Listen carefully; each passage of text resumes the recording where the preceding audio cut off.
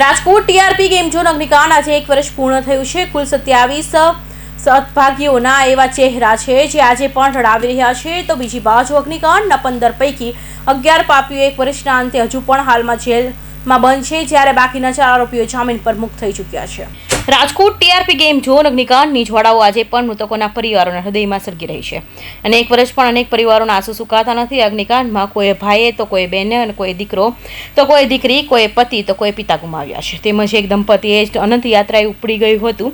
તારીખ 25 મે 2024ની સાંજના 5:30 વાગ્યા પછીનો સમય નાના મવા રોડ પર આવેલા ટીઆરપી ગેમ ઝોન અનેક પરિવારો માટે ડેડ ઝોન બની ગયો હતો।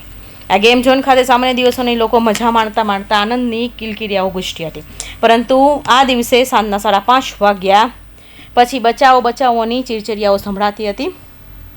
ગેમ ઝોનની 5 થી 7 કિલોમીટર દૂર વિસ્તારમાં ધુમાડાના ગોટે ગોટા દેખાતા હતા। તેના પરથી અંદાજ લગાવી શકાય કે આગ કેટલી વિકરાળ હશે।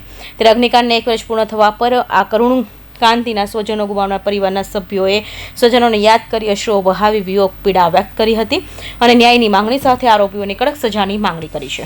આ જે કઈ બની ને બહુ ઓલી ખરાબ ઘટના કહેવાય, કારણ કે બધાએ આખા જીવતા સળગ્યા। એ લોકોએ કેમ જીવ કાઢ્યો હશે એ તો જેની માથે થયું હોય એને જ ખબર હોય કે એને કેમ જીવ। આપણને જરાક થાય છે તોય આપણને કેટલી તકલીફ થાય છે, તો આ છોકરાઓ આખા ભરતું થઈ ગયા એમ। તો સરકારને જે આરોપીઓ છે એને છોડવા ન જોઈએ, એ લોકોને સજા આપવી જ જોઈએ, કારણ કે આ છોકરાના જીવ ગયા છે, કઈ જેવી તેવા જ નથી। આપણે કોકને કઈક કહેતા હોય તો એમ થાય કે કોઈનો જીવ નથી લેવાતો, તો આ લોકોએ બધું બિનકાયદેસર હલાવતા હતા તોય કોઈ એને કઈ ફરિયાદ ન કરી કે કોઈ કઈ ઓલું ન કર્યું। અમારું તો જે છોકરીઓ છે તે અમારો દીકરો તો હતો નહીં, એટલે દીકરો હોય તો હજી એમ કે આપણે દીકરો છે, પણ હવે દીકરી જ બધું હતી, એટલે અમારું તો જે હતું એની પાછળ અમારું જીવન તો એની પાછળ એને જોઈને જ અને એનું સારું કરવામાં જીવન પૂરું થતું। તો હવે અમને એમ નથી થતું કે અમે કઈ કામ કરીએ, આ તો અમે ઈશ્વરે જીવન આપ્યું છે એટલે અમારી શરીર હાલે એટલું અમે કરીએ છીએ, બાકી અમને એમ નથી થતું કે અમે આ કામ કરીએ કે આમ કરીએ એમ। અને બધું હવે પૂરું થઈ ગયું એવું જ લાગ્યા રાખે એમ। ઘરમાં તો અમને ગમતું નથી, બસ બધા અમને ખુશ રાખવાની કોશિશ કરે। મારા 3 સ્વજનો આમાં વજા ગયા છે, મારી 2 બેબી ને 1 જમાઈ, અને આરોપીઓને તો એવી સજા થવી જોઈએ કે આજીવન કેદ થાય અને આજીવન એનું જીવન આખું એનું જેલમાં જ જાય।